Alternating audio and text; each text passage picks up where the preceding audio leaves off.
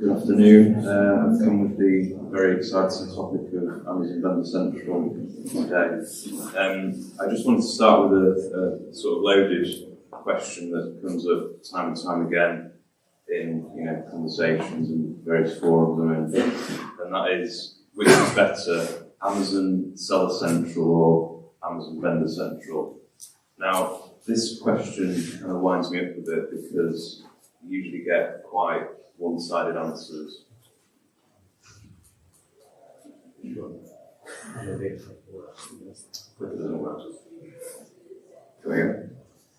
And it's the equivalent of a stranger coming up to you and saying, what's the best commercial vehicle for my business, a pickup truck or a pizza van?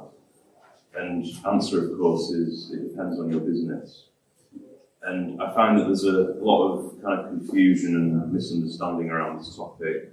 So my objective today is quite simple. I'm going to be very clear about what the channel is, how it kind of came about, who it's for, and just as importantly, who it's not for. And also what you need to be looking out for if you're a vendor or if you're kind of thinking of becoming one. So I just wanted to start with this screenshot from about a quarter of a century ago, and this is how some of us may remember it. It was a bookstore, 3 million titles, books and music, but what we're actually seeing here is a pure vendor-based business model. And vendor refers to Amazon's first-party business, where they have a direct trading relationship with the brands that they're selling on the platform, in the same way that Argos has suppliers and buy stock from them. Now, the game changer for Amazon was when Jeff Bezos realised that there were limitations to how far he could scale and how big he could become if he relied solely on the vendor business model. There was always going to be a ceiling in terms of how much stock they could afford, how much stock they could warehouse, and Jeff's ultimate objective in his grand vision for the world was to create the everything store, a place where you could buy anything from a watch battery to a dishwasher, but we're talking every watch battery and every model of dishwasher here. So he looked at eBay with its third-party marketplace made up of independent sellers and worked out how can we bring that into the Amazon business model. And this was an incredible move for Amazon because it allowed them to exponentially increase their product range without taking any of the risk, because they weren't having to buy stock, they weren't even having to think about really what products to sell, and they were obviously charging a hefty commission on each sale. Now, this graph is often shared when people are discussing 3P marketplace versus 1P vendor. And the obvious trend here is that the share of third-party sales has grown significantly over the last 20 years. But there's a common kind of misconception here because this doesn't show us the extent that the whole marketplace has also grown over that period. So if we look at the revenue mix as of last year, vendor sales still account for over 13 billion, which means Vendor Central will be somewhere between Jamaica and Mauritius as the 123rd richest country in the world, if you wanted to sort of measure it that way. My point really is that Vendor Central is very much underplayed as a platform, but it's strategically extremely important for Amazon. Why? Because having these direct relationships with brands brings power and leverage, and in case anyone here isn't aware, power and leverage are things that Amazon is extremely fond of. One sort of final thing I wanted to show you for this section was the buy box, because from here you can determine whether a product is being sold by Amazon or a third-party seller. If it says Amazon here, then it means that the product is being sourced by them through Vendor Central, unless it's one of their own brand products, which is a whole different story. So the key thing to understand about Vendor Central compared to the seller is that Amazon is your customer when you're a vendor. And the way that the ordering works is that purchase orders are raised automatically, typically every Monday, but more frequently on bigger accounts. It's your responsibility to respond to these purchase orders and tell Amazon what quantities you can supply to them. And once you've done that, prior to sending any shipment, you need to raise what's called an advance shipping notification. You then obviously need to deliver the stock into Amazon within their specified delivery window, which is usually over a week period. And if it's on a pallet, you need to book in a delivery slot with your respective carrier. As soon as the stock is then on the way, you can raise an invoice, which is done through Vendor Central itself, and they will typically pay you on 60-day payment terms, but this is negotiable. And that's it. Amazon is telling you what they want to order from you. You're then sending the stock into them and raising an invoice. Now, this process can be managed entirely through vendor, but as an account scales, it's really important to consider automation and some kind of integration with your kind of core business systems, and that's achievable through something called EDI. Now, the key difference when comparing that process to Seller Central is kind of summarised in this graph. And the important thing to remember here is that when you send stock into Amazon through Vendor Central, it essentially becomes Amazon's stock. They own it, they're fully responsible for it. It's them who are getting those orders to their end customers, and they're responsible for any costs that they incur from that process. The difference with Seller Central is you need to factor in how are those end customers going to receive those orders. And it's up to you to ensure that orders are obviously processed and delivered on time. And we all know what happens if you don't do that, your account will get suspended. Now, obviously FBA can make the whole thing a lot more efficient because it guarantees prime delivery, removes the burden of having to deliver those orders to Amazon's customers because Amazon is doing that on your behalf. But there are disadvantages around FBA, which was described in some detail in Nish's talk earlier, so thank you for that. The first is the fact that it's entirely self-managed, so you need to determine exactly how much stock you're going to send in and when, and you need to keep on top of it, because if you stock out, then that's obviously going to kill your listings. You also can't be too overzealous because of the amount of stock that you're sending in, because you'll get hit with long-term storage fees. And another factor is obviously cost. And this is very much an it depends point, because if you're selling products in kind of the sub £10 to £15 range, depending on your margin and kind of weight and dimensions, FBA can become relatively expensive. And this is particularly a challenge for grocery brands, which is why we tend to see more gravitating towards vendor than the seller model. The upside with vendor is that the logistics and the delivery costs, as I've mentioned, to end customers just don't come into it, because that's Amazon's responsibility and they don't pass those costs on to their respective vendors. Another issue is storage limits, which I won't go into detail on because that's been covered very well previously. Now, on Vendor Central, this isn't a factor, because on this slide, for example, you can see one of our clients' stock holding with Amazon, and this is kind of typical of a healthy vendor account, and that's because Amazon are maintaining consistently about 8 to 12 weeks of stock on the lines that are generating sales. The beauty of this is that Amazon have been invoiced or has already paid for all this stock.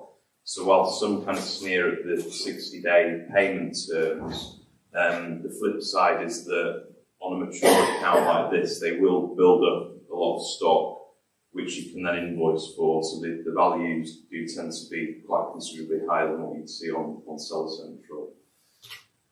And then this is just a sort of insight into the interface. There's a lot of similarities with Seller Central, but essentially it's been, underinvested in over the years. It is a complex platform. It's got its own terminologies and processes. There's much less of a sort of third-party infrastructure because of the, APIs only recently sort of come on board, but it's quite limited. So the experience is definitely less satisfying than on Seller Central. So, I mean, who is the channel actually for? And, I mean, if you're historically and predominantly a B2B focused business, and I'm not talking about your end customers here, I'm talking about how you function as a business. If you're used to dealing with wholesale customers, distributors, retailers with wholesale pricing, wholesale packaging, cartons, pallets, bulk orders, then Vendor Central is going to more closely replicate the kind of relationship that you're used to with your existing customer base. And I just want to reiterate, I'm not talking about your end customers, I'm kind of talking about who you will sell your products to in the first instance. So if you're selling bottled water, you're going to be dealing with the likes of supermarkets, distributors, wholesalers, discounters, but it's on a B2B basis, and they are then selling your products on to the end consumer.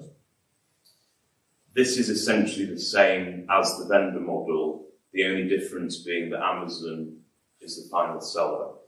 Now, Seller Central, in my opinion, is a D2C platform. It's a direct-to-consumer platform. And so you're dealing with individual customer orders rather than bulk wholesale orders, and it's just a lot more involved. Having said that, vendors need to look way beyond just the operational aspects of this wholesale relationship, because at the end of the day, Vendor Central is still a self-managed platform, and it's the brand's responsibility to control their brand presence, optimize their catalogue, upload products, and drive growth through marketing and advertising.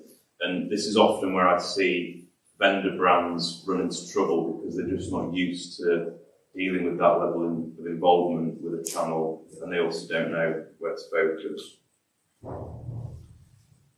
And that sort of leads me on to the key challenges of the platform. First being it's invite only, and this is a strategic channel for Amazon, so they're very selective about who joins. Now, interestingly, they've become a lot more open to onboarding a wider selection of brands over the last couple of years. Some of you may well have received an invite, but it's really important to understand that the vendor teams and the seller teams are actually in competition with each other. They don't work alongside each other, so it's really important to listen to not what they're telling you, in terms of whether the channel is a good fit for your brand. You're much better off listening to me on that point. Most contentious one is chargebacks, which relates to operational efficiency. If you give Amazon incorrect information when you're processing these POs, and you shipments, or you short deliver, if you deliver late, then they're just going to hit you with penalties, and they are brutal and relentless when they do this. This essentially comes down to getting your stock into Amazon correctly and efficiently, and if you can't do that, then you're best off pulling back until you kind of resolve any of those issues. Negotiations, because this is a trade relationship, Amazon will occasionally come to you to sort of renegotiate the terms of your agreement with them, or in some cases request price reductions. These need to be handled in a particular way, and we've obviously got strategies for that.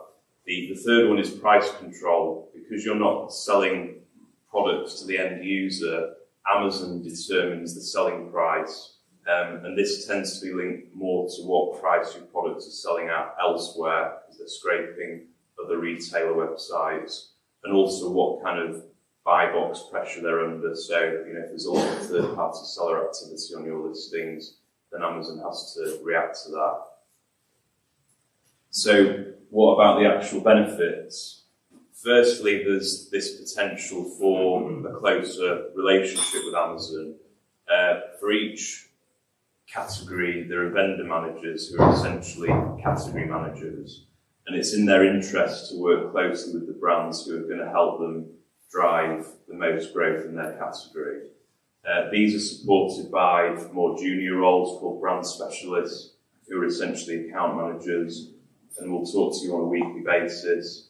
They can be your internal resource within Amazon, which, as we know, can be an invaluable asset when there's certain issues that you just can't get resolved through support tickets.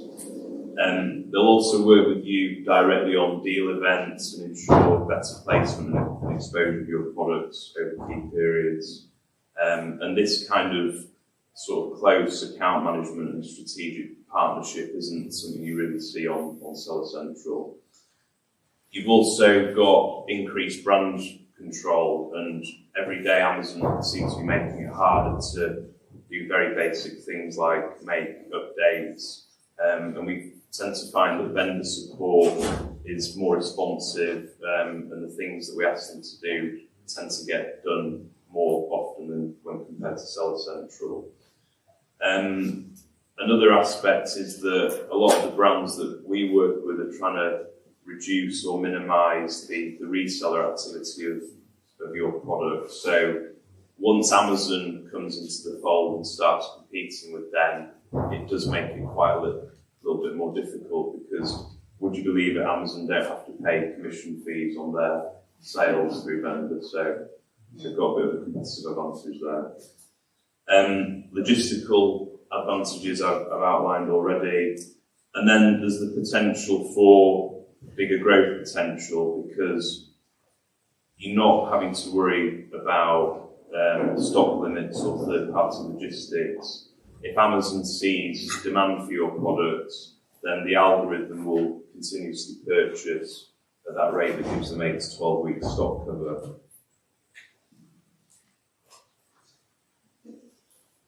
And then one sort of final point that I'd like to make, that is, in my experience, regardless of whether you're on Seller Central or Vendor Central, I think it's really important to have someone within the business that has sort of full responsibility over Amazon. And that might seem strange coming from me as an agency owner, but we see the best results from working with stakeholders within our clients' businesses who are ultimately driving the channel forward from their side, whilst being supported by our expertise and technology. And that person shouldn't really be the business owner or the MD. Ideally, it needs to be someone whose sole responsibility is Amazon, because for so many brands it's become, or soon will become, their most important channel, and it's really important to put the frameworks and plan in place now for the growth over the next few years. So yeah, that's kind of a 101 on Vendor Central. There's obviously a lot more to it, but hopefully I've kind of addressed some of the myths and misconceptions of the channel. So yeah, let me know if you've got any questions.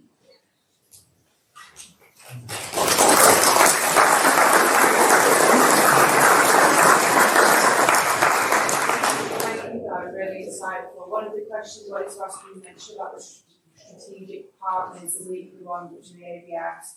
Have you ever seen or a case study where there's actual value to them?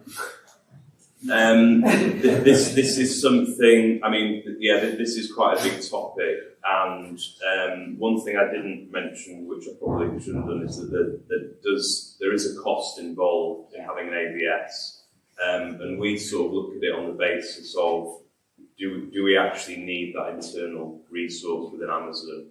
I mean, one of our selling points is that we will sort of edge them out and potentially offer a better service at less cost.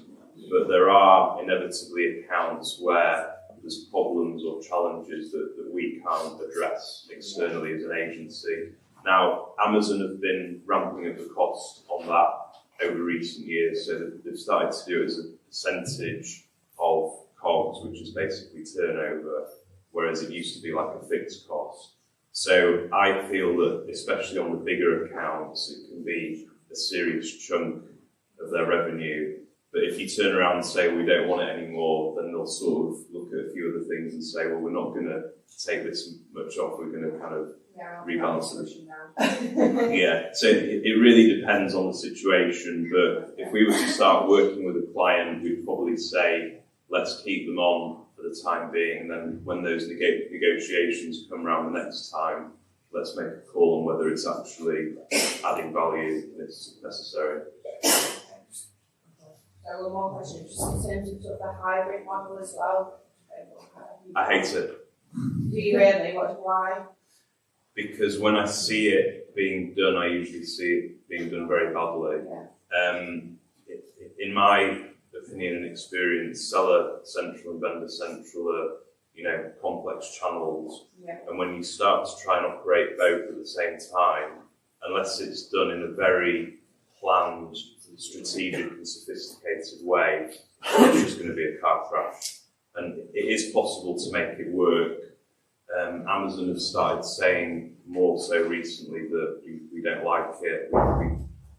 If we've got vendors, we want them to stay on vendor, we don't want them to switch to seller, we don't want them operating seller separately, but it causes havoc with buy box, purchasing algorithm, unless you very clearly segment your stock between those two channels.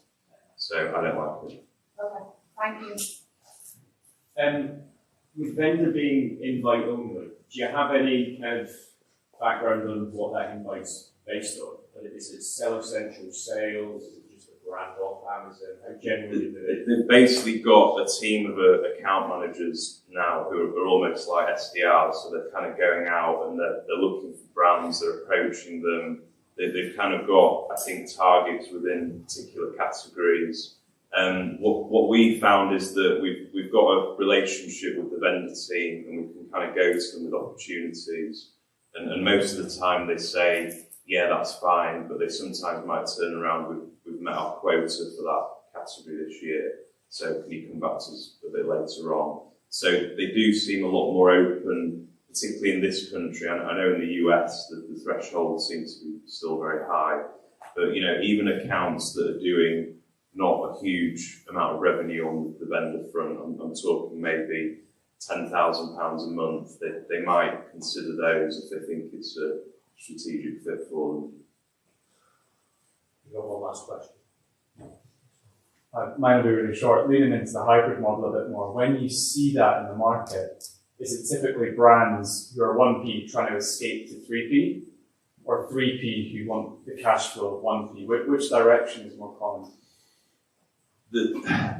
There's brands get into a situation with 1P where something or multiple things kind of go wrong, whether it's trying to control the pricing or they're just getting battered with chargebacks, and they say, right, we've had enough of this, we're going to switch to seller. So that's quite common, but I would always say you should be looking actually at trying to fix the root causes of the issues that you're having problems with on the vendor side.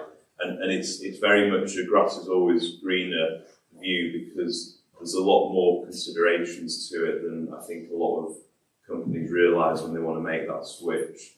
So I would always say try and get the vendor channel performing to its maximum potential. For some businesses it's just not suitable, and actually seller is the better option for them.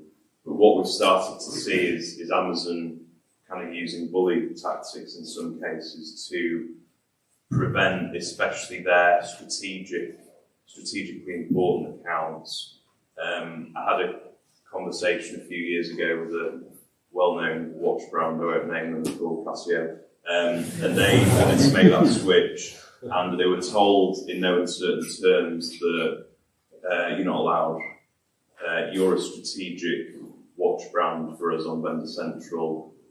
If you try and move to seller, then we'll cut you off and we'll do silly things, and that I've heard many stories of that happening. So if you're small enough and you can kind of go under the radar to make that switch, then you'll probably get away with it.